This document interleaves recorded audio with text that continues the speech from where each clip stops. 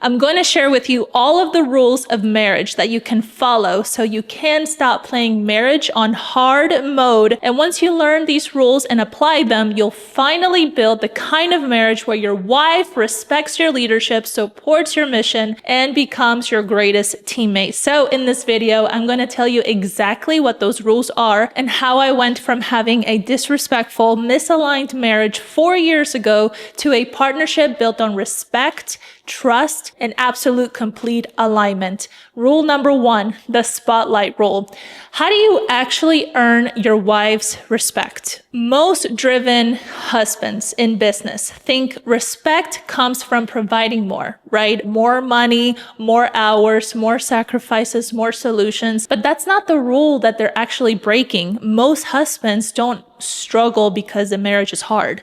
They struggle because they unknowingly break a handful of rules that make marriage far harder than what it needs to be. No respect in your marriage means no real partnership, no partnership coming from her. You don't feel aligned. You guys don't feel like you're doing life together. She doesn't support exactly everything that you do. She may not entirely trust you even. And when there's no partnership in the marriage, it also means no meaningful support that you need as a man. And full disclaimer, I am not here siding with wives because we play a huge part as to why we get certain results in our marriage too. And I also want to say that if you're not succeeding in your business like you want to, like you have this dream to make more, to provide more, to give everything you can possibly can, to leave a legacy and do the absolute best you can do for your family. If you're not moving in that direction, or you don't feel as confident too because you feel like you're doing this on your own, we play a part in that. If you're not succeeding, it's because we're not fully supporting you. We're not fully on board to provide you exactly what you need in order to succeed far greater in business. I'm here for you, and I understand where you're coming from. When you get all of that from the number one important relationship that you have in your life, which is your marriage, your wife, the sky is a limit for you. There's nothing that you cannot do. Without supporting your marriage, you begin carrying the emotional and mental weight of the marriage alone, and that is truly exhausting and super frustrating. So eventually the business starts to feel easier than coming home. Your business becomes an escape. Most driven husbands in the business world unintentionally place themselves at the center of every conversation. They don't mean to, but that's a result as to why she is not being on board with you. And I want to break it down for you. What is she trying to tell me? What is she feeling? What am I missing? You're thinking instead, what should I say next? How do I solve this? That's a big one. How would I handle it? How would I defend myself? How do I prove that I am right? And the spotlight rule is absolutely simple. Take yourself out of the spotlight, out of the equation. Put her in it, involve her, include her. Your job in that moment isn't to prove yourself. Your job as a leader, as a provider, as the person that should be respected, is to understand her, even though we're complicated. This is what it looks like. Give her your full attention. Put your phone away, maintain eye contact. Yes, let her finish speaking. Stay curious. Listen without interrupting. Listen without becoming defensive. Listen without immediately offering a solution. And make it emotionally safe for her to keep talking. Ask questions that will give you clarity instead of just making assumptions or even more frustration. So the questions are, where do you wish I would lead our family differently? What's one decision you've been wanting me to make that I have been avoiding? No assuming. What's one thing I could consistently do that would help you feel more supported, connected, and important in my life? What do I already do that makes you feel appreciated so I can continue doing that? When do you feel the most respected by me? Because the common mistake that majority of people make is don't listen just enough to prepare your response. Don't turn every answer into a debate. Don't explain why her feelings are incorrect. Don't ask a question and then punish her for answering honestly. She won't continue to open up if honesty creates more pressure. The big payoff to this is when she feels safe, she becomes more willing to open up. When she feels heard, valued, included, understood, she becomes more willing to trust you. And you need that. Trust creates the conditions for respect. Respect creates stronger partnership, and stronger partnership means you no longer have to guess what she needs or why she is pulling away. But here's the problem. One great conversation doesn't build a great marriage. You can make her feel heard today and still become strangers again next month. Partnership requires constant connection, constant effort, which brings me to the next rule, the 90-minute rule. How do you actually stay deeply connected when your business, family, and responsibilities constantly compete for your attention?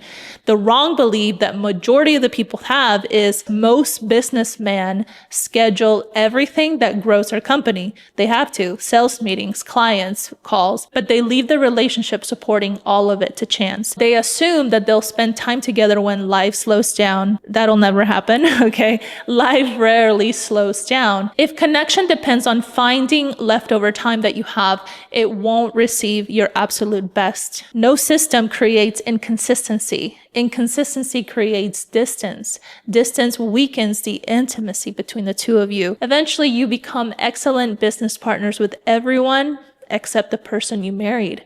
Intimacy cannot survive on leftovers. You must put your marriage on the calendar before everything else fills it up.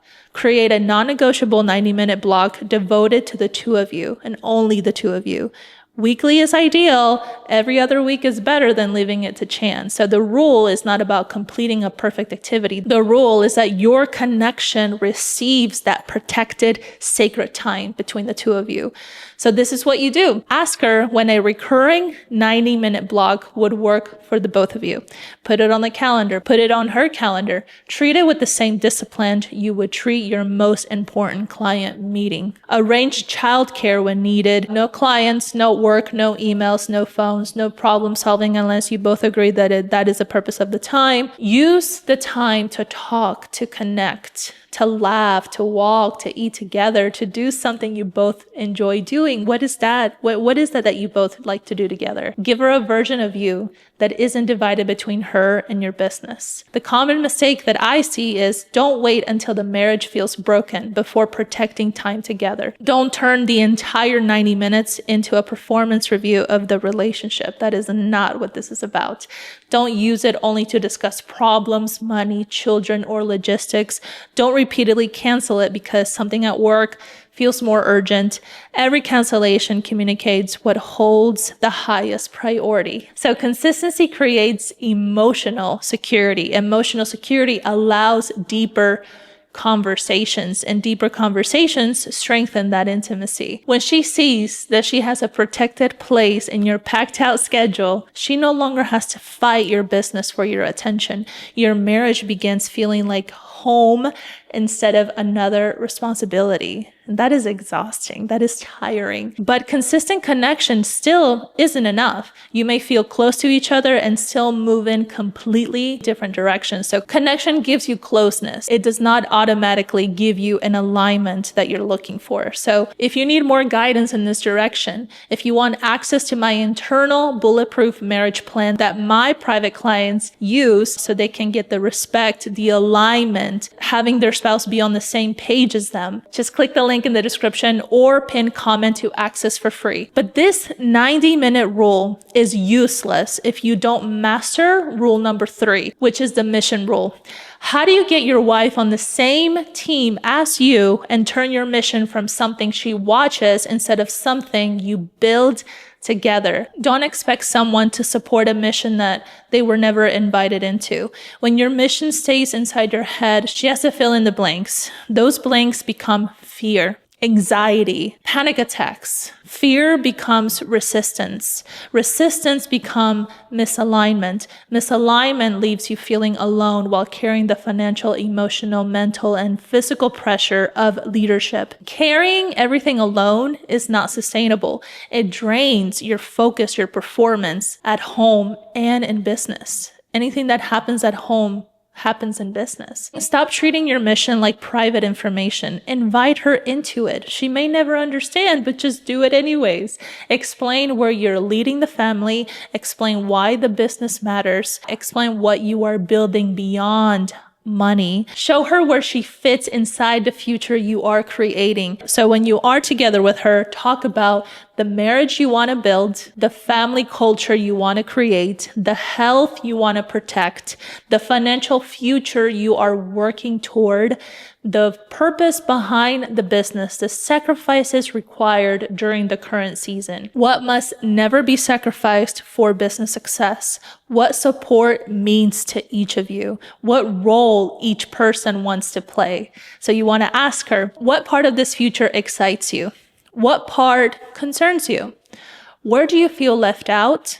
What risks do you see that I may not be seeing? What would help this feel like our mission instead of my mission? Where do you believe our family needs clear direction? Get her wise counsel. She sees things you cannot, and vice versa. You need both brains in order to make better decisions. Valuing her perspective doesn't weaken your leadership. If anything, you're kind of wasting a lot of time not valuing her console and getting clarity from it and asking deeper questions to really figure out what she means by all of that. It makes you a far stronger leader than you can possibly ever become with her wise counsel. It gives you more complete information to lead with. That is her contribution as a wife, to also give you the courage, the confidence, the direction sometimes, and just her inner thoughts. And you have to learn how to distinguish between actual fear and actual true wisdom. Don't expect support while treating her concerns as an obstacle. That has to go. Leadership is not announcing the plan. Leadership is creating clarity, direction, and trust around the plan. When she understands the mission, she can make informed decisions with you. When she contributes to it, she has a reason to protect it. When the mission becomes for the two of you instead of just one person, alignment begins replacing resistance. Your partnership starts strengthening your focus, your peace, and decision-making instead of competing with them. But even a shared mission is not enough. Every mission eventually gets tested. Plans change, money gets tight, business becomes uncertain. There's a lot of uncertainty in the world. Emotions rise. The real question is not whether you have a mission. It's who you become when the mission doesn't go according to plan. Which brings me to this next rule, the standard rule. How do you actually lead your marriage without ego, fear, or expectations controlling your response? And most people believe that leadership means getting someone else to change. They focus on how their partner reacts, how quickly she supports them, whether she gives them enough respect, whether she follows their direction. Real leadership begins before any of that. It begins with governing your own self. Expectations create disappointments all the time, and everyone battles with expectations. Disappointment feeds resentment, and resentment feeds the ego. Ego destroys all kinds of things, influence, money, marriages, health, wealth, you name it. When your mood depends on her response, she controls your leadership without even trying. Choosing ego over the goal eventually costs you peace, trust, clarity, and influence over your life. You cannot lead your marriage well, and every other area for that matter, when difficult reaction knocks you off course. Rise your standards before raising your expectations. There's a difference between standards and expectations. So stop asking only, what should she be doing differently? You want to start asking, what standard am I choosing to live by, regardless of her immediate response? Leadership is not controlling the room. Leadership is controlling what you bring into the room and obviously reading the room, getting the vibe for it. Focus on what she is doing right. That's what's going to grow massively. Acknowledge it. Bring more out of it. Slow down before reacting and take a deep breath before answering. And this is for everybody, honestly. This is something that I'm implementing. This is something my husband is also implementing. So it's not just you. So you want to ask clarifying questions before forming the conclusions. Separate what she actually said from what you assumed she meant. And this happens so often in conversations, so often in so many relationships, married or not. Don't allow one reaction to determine your mood for the rest of the day. Don't punish honesty or whatever she is saying or feeling. A lot of times it may not be factual, but you don't want to punish that with anger, silence, or withdrawal, or even shutting down. Deal with your inner thoughts, frustrations, and emotions before placing them on her. Choose the response that serves the marriage instead of the response that protects your ego. Become the calmest and the most clearest person in the room.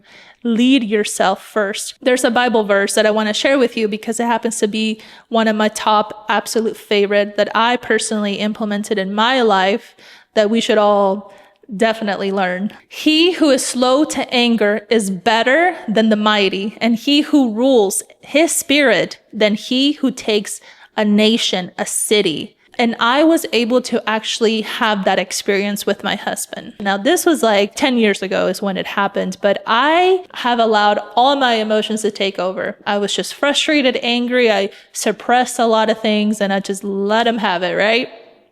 And you know what he did? He just stood there, not saying a word. He didn't take it personal. And that example still is in my mind till this day. Because it was in that moment that I realized, well, first of all, I was acting like a you-know-what, and it made me want to be better. You stood strong, you stood stable, and it made me realize what I was doing wrong. That is leadership. Only a very few people have that. So if you can master that, you can master anything. Your capabilities are only going to grow. Your wife is going to respect you more. She's going to want to be better as well. And I want to tell you this too. You don't want to suppress anything that you're feeling either. You still need to communicate what you feel and need. The difference is that you communicate it with control of your own spirit, ruling your own spirit instead of using your emotions or your knowledge as a weapon. So don't keep score while claiming to lead without expectations. Don't perform temporary changes only to force a reaction from her. Your standard must remain consistent even when the reward is not immediate.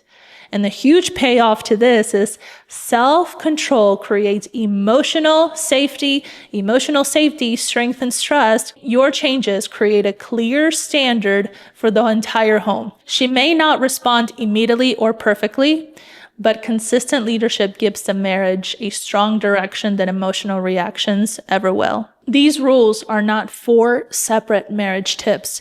They're one complete operating system. Skip one and the system weakens. Master all 4 and you stop playing marriage on hard mode. And if you're serious about becoming that kind of husband where your wife respects you, she trusts you, and wants to build with you, get access to the bulletproof marriage plan that also my private clients use for their marriage, because what they were able to accomplish is peace in the home. Just click the link in the description or pin comment to access for free. Now, if you want to learn how to strengthen the next part of this system and lead your marriage with far greater clarity, click on this video and I'll see you there.